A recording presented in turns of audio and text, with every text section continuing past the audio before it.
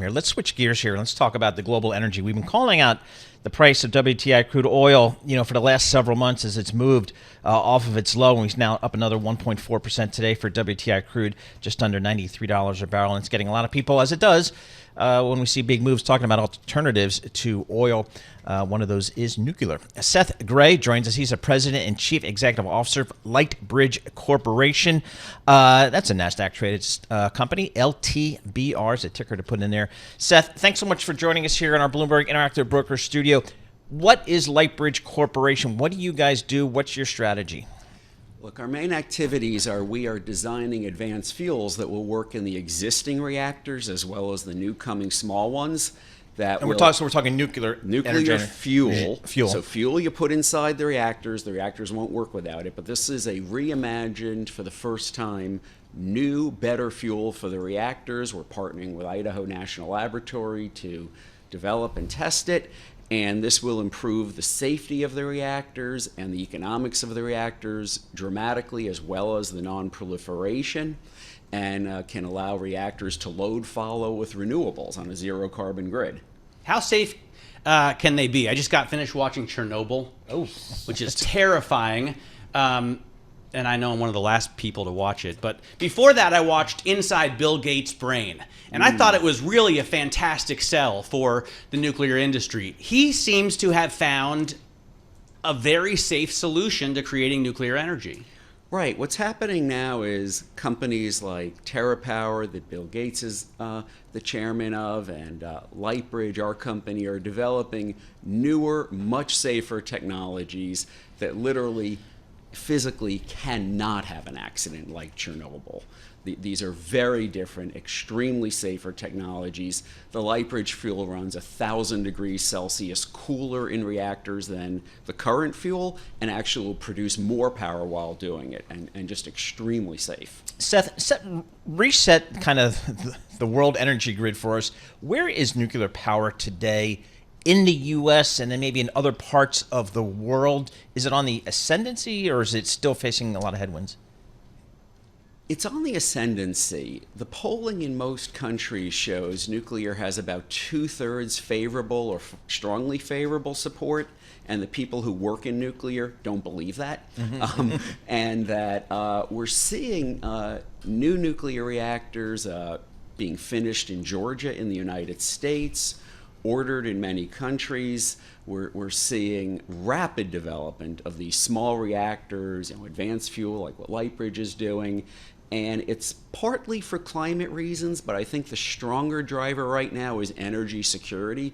Countries that either want to get off relying on Putin's fossil fuels, or it turns out whoever supplies them with fossil fuels, they tend not to trust.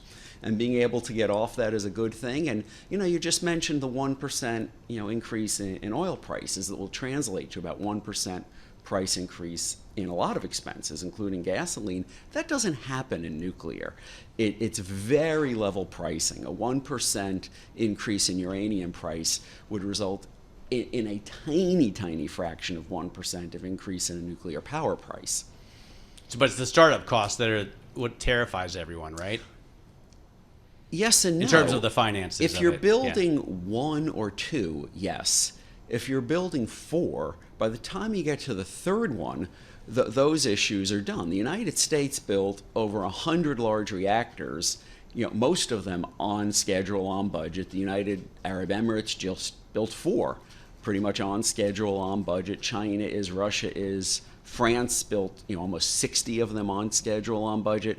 So yes, it's like building a bridge. If it's a one-of-a-kind thing, the engineering, the complex construction can go over. But you build several of them, that's not the case. And with these small reactors, where much of them will be factory built, you could build them like 737s, very large numbers, and really know the timeframes and costs.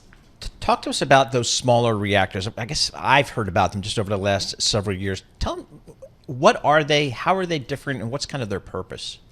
Well, right now, the typical nuclear reactor is 1,000 megawatts electric power. Small reactors under the U.S. government definition are 300 megawatts or smaller. and some go way smaller than that. So say less than a third the size of the current reactors to even much smaller than that. So first of all, you could get them small enough that you could have dedicated power to critical facilities like military bases, data centers, oil refineries, etc. So if someone shuts down the electric grid, you don't lose the military base, etc. Another factor is that because so much of them are factory built and shipped to the site, you have very good quality control, can build them much cheaper, much faster, and they're just using more advanced, more modern technology on safety, so that even with situations like you've seen where a reactor will lose coolant water, that kind of thing, these reactors could not harm anybody. Literally, it looks like even if they lived across the street from the plant. Are we building them in the U.S. now? We are going to soon. NewScale is working with Idaho National Laboratory to deploy one at Idaho National Laboratory. The company you mentioned, TerraPower, with Bill Gates, is looking at deploying at least one in Wyoming.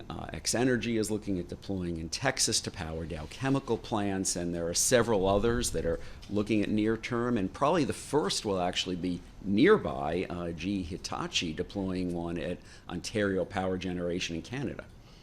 Okay.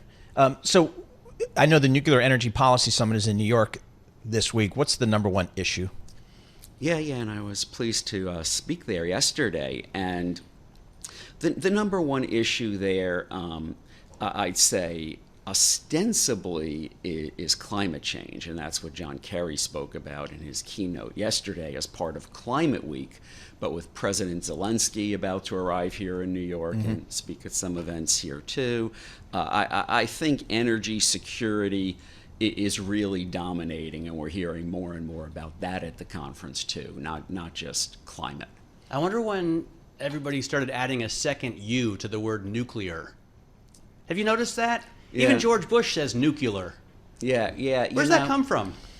Well, I think it came from George Bush originally, but it kind of stuck.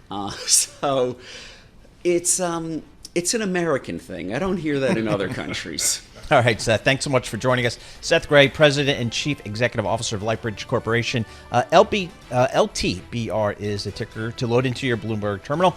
And we'll have some more coming up. S&P 500 off 0.7%. We'll keep an eye on these markets. This is Bloomberg.